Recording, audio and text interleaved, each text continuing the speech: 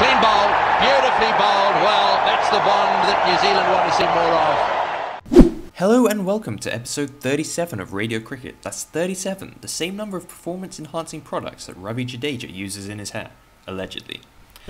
I'm Nishant Joshi, and I'm joined by the man who promises me that the only drugs he's ever used are happiness and Rohypnol. It is James Marsh.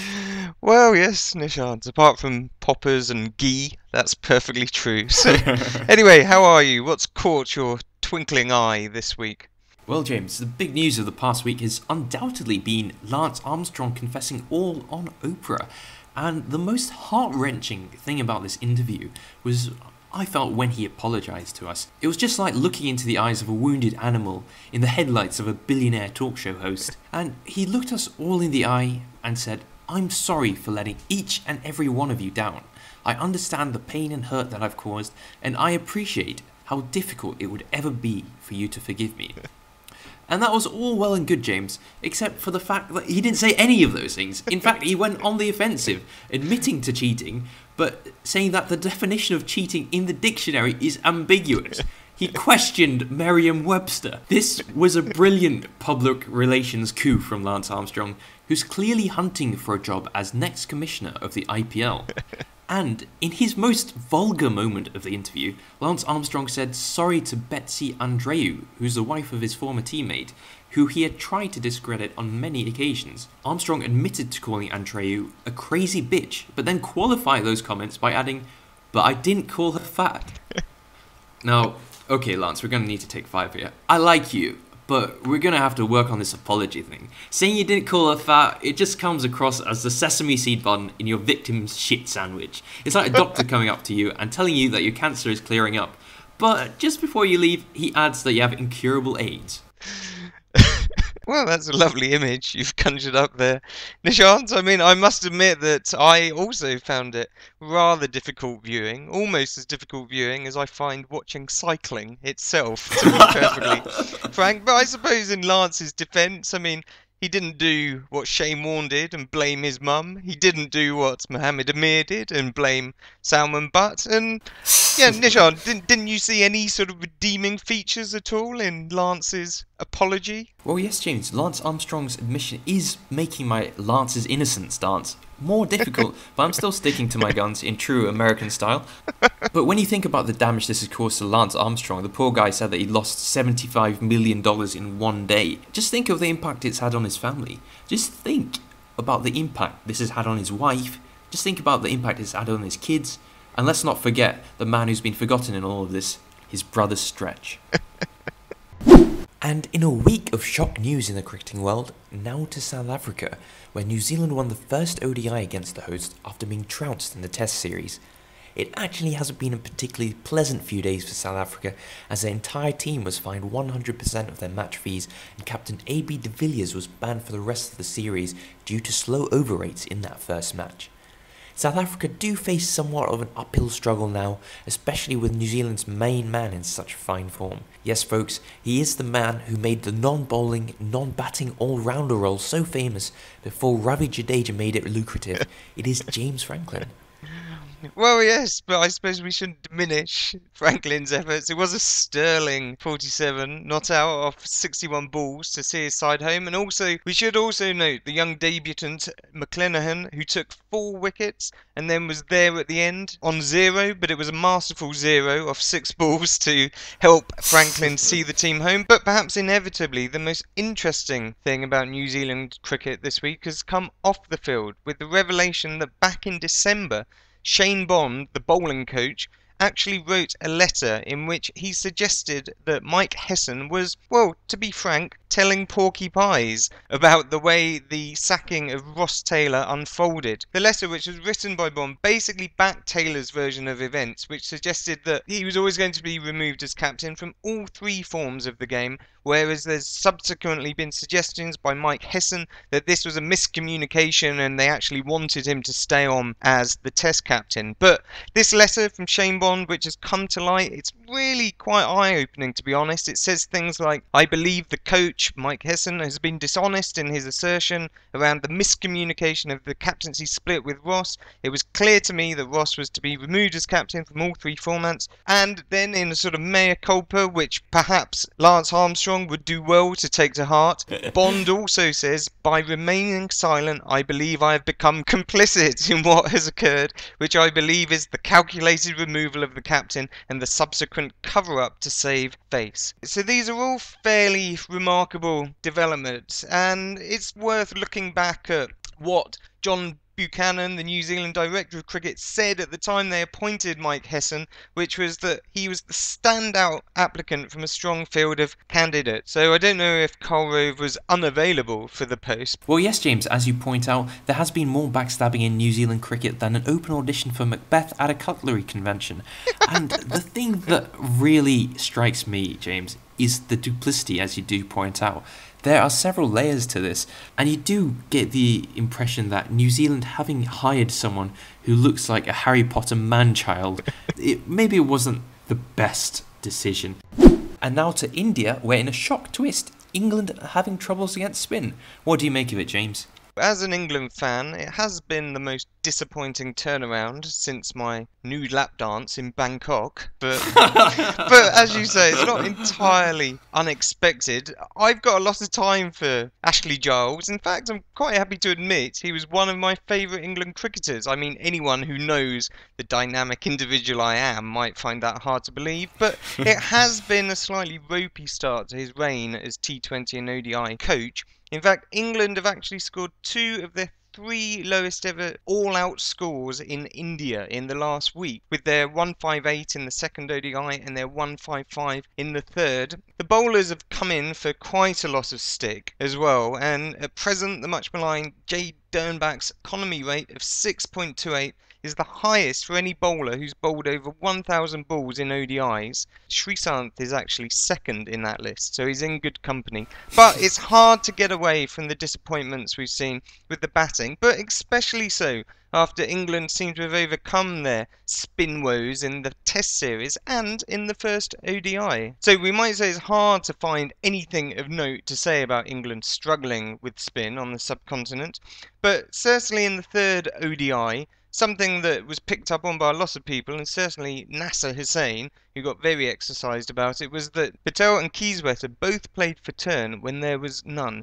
Now, Nishan, of interest to you, of course, is that the bowler involved was Jadeja, who I might also remind you has now jumped 11 places in the ICC ODI bowler rankings in the last 3 matches. You were talking a while ago about how it's very difficult to read when there's going to be any turn or a little bit of turn or no turn from Jadeja. So the unkind might say that he is possibly the first spin bowler whose arm ball is his stock delivery.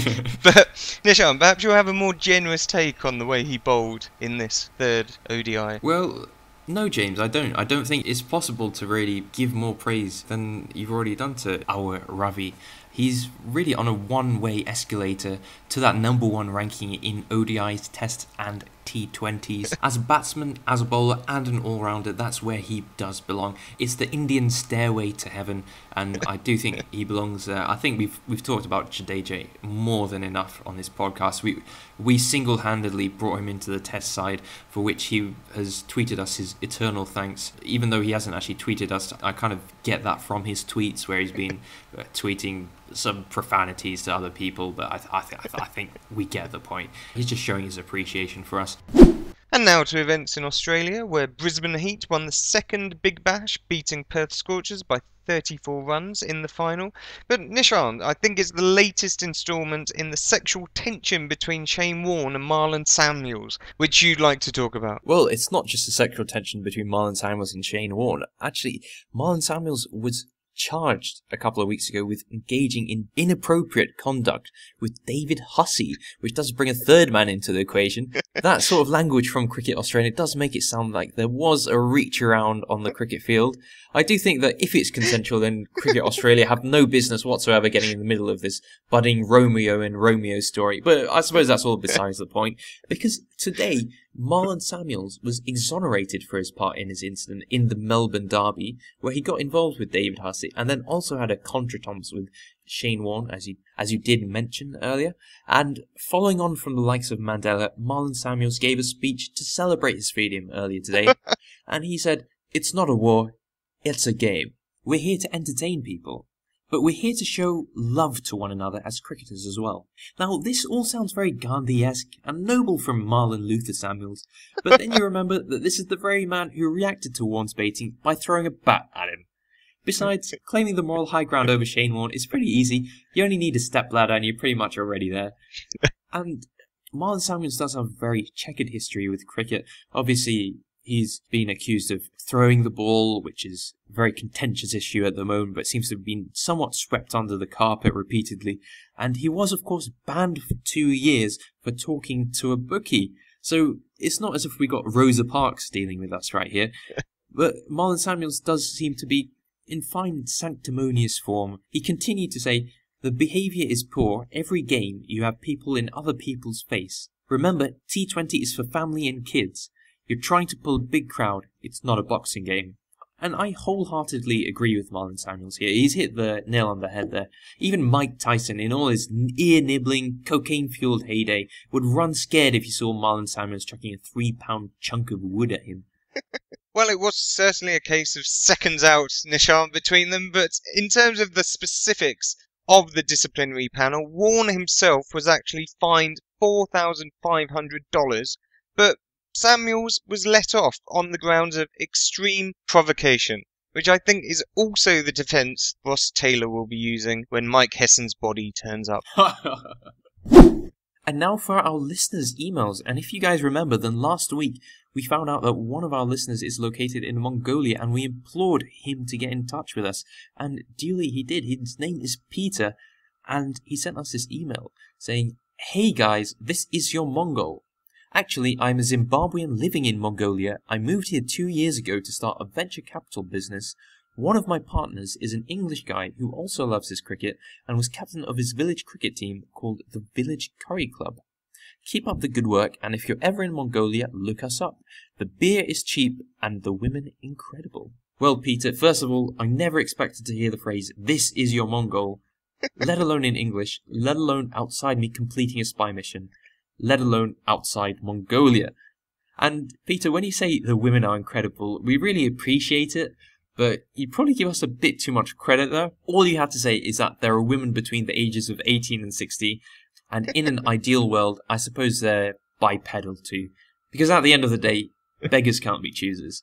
And for our listeners who don't know, Peter also tweeted us in and sent us a weather forecast of what it's like to be in Mongolia right now. People in the UK complaining of snow at the moment, but in Mongolia it's reached minus 40 degrees Celsius, which in cricketing terms is colder than a reunion between Sourav Ganguly and Greg Chappell. And that brings us to the end of another edition of Radio Cricket. Thanks for joining us once again.